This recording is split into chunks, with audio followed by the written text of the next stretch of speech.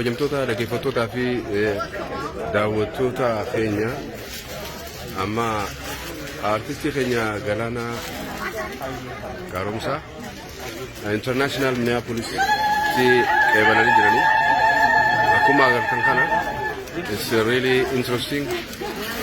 So